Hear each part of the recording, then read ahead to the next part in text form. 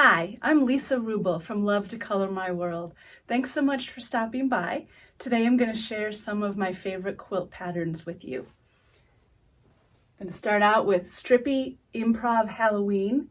This pattern features 9 different block templates, the 4 you see here plus 5 more, as well as instructions to make either a wall hanging or a table runner.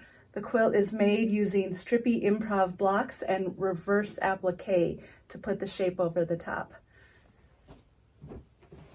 And then, of course, after Halloween, we have Stripy Improv Holiday. And this pattern features 5 different blocks, the 4 you see here plus an ornament, and is assembled the same way. And these have been super popular this year.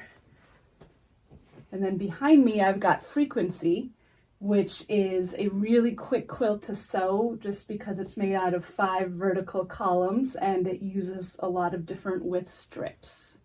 So some of my favorite designs use improv piecing, and here's another one. This is called Wonky Spirals, and it uses a wonky log cabin block, and based on how you arrange the colors, you get this cool spiral look for it. This is a fat quarter friendly quilt. There's also an option that has sashing between the blocks so that the spirals seem like they float.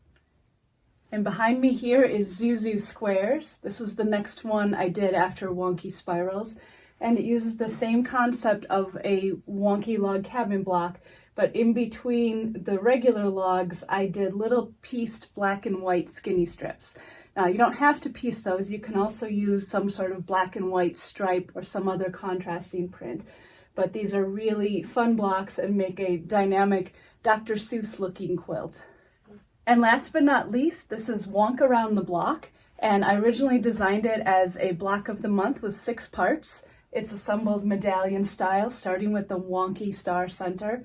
And the quilt uses a combination of improv piecing as well as traditional piecing. So it's a nice quilt for people just learning how to do improv. And it's one of my favorite classes to teach. So there's 6 different parts to it, but it's available just as a standalone pattern that you can work through at any pace that you'd like.